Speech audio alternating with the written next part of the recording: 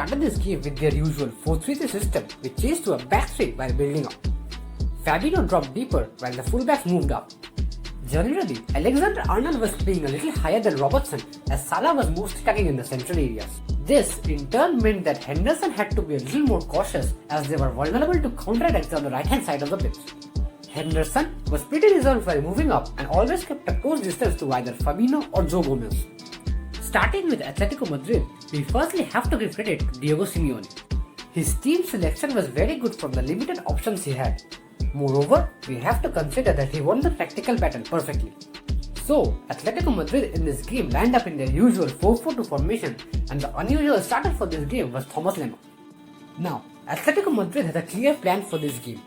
They wanted to start the game with high intensity and wanted to change the scoreline as soon as possible. They wanted to take an early lead and then sit back in the mid block for the rest of the match. This plan worked out perfectly for them and they got their goal within the first 4 minutes. However, as the game went on, Liverpool started dominating the game and eventually Atletico Madrid started doing what they do best: defend and counter. Now, this is where Diego Simeone's team selection comes to play. Even though Thomas Lemar has been a little out of favor throughout the season, he started with him. The reason for that was quite simple. The Liverpool fullbacks love to move up and generally Alexander-Arnold moves up even more so as Salah tucks in the central areas. But this also means that Liverpool are very prone to counterattacks down the wider areas, especially the right hand side of the pitch. So, he started Lemar to exploit this space down the right hand side of Liverpool's defense. They tried to do this throughout the whole game and generally focused on the right hand side of Liverpool's defense. Moreover, either one of their strikers, that is Morata or Correa, would often drop deeper and grab more space between the lines. Sometimes, one of them would also move to the wider areas to get a numerical advantage on the flanks. By doing this, the Atletico Madrid strikers were linking up with the midfield very easily. Moreover, whenever they had a wide overload, the midfielders were not hesitant to go for a long pass and wanted to take full advantage of the numerical superiority they had. This presented Atletico Madrid with a lot of chances, but they failed to score from them. Atletico Madrid were also very good defensively and they didn't really allow the Liverpool players much space in the final third of the pitch. They maintained a narrow 4-4-2 line and the central midfielders had very little space in between them. Now, the Liverpool forwards tend to stay very close to each other. Firmino generally drops a little deeper and Mane and Salah move in the central areas. This allows the fullbacks to move high up the pitch and exploit the spaces.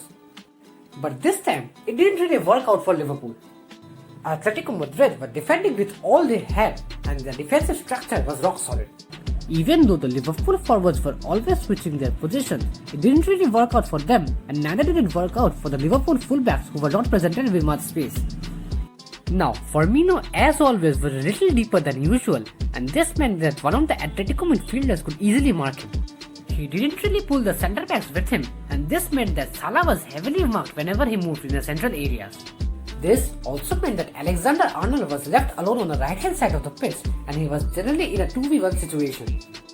He was being heavily marked and had very little space to work with.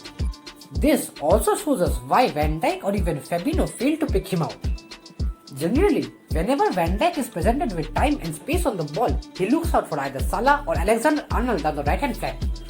But Salah was mostly central and either of Lemar or Lodi was marking Alexander-Arnold. Even if Salah pushed wider, Lodi was always there to cover him and he defended the aerial balls perfectly. Now on the left flank, Liverpool was generally facing a 2v2 situation which they found very hard to break. Both Versalico and Savage with the support of the central midfielders did a very good job in stopping Robertson and Mane and later Divock Origi. Moreover, Atletico Madrid did an excellent job defensively in maintaining a very narrow line and also presenting themselves on the ball side whenever they could. This presented Liverpool with even lesser space and they couldn't really switch play easily. Moreover, I have to give credit to Thomas Partey. He had an excellent game last night.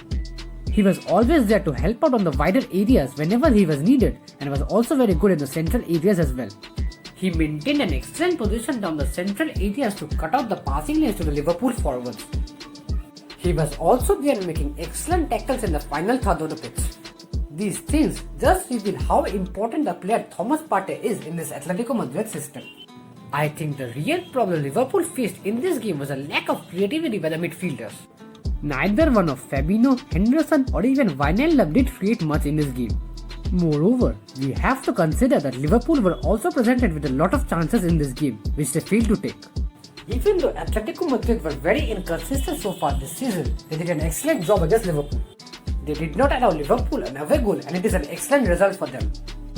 Now, for Liverpool, there are positives as well. Even though they didn't really create much as they generally do, they were also presented with a lot of chances in the final third, which they failed to take.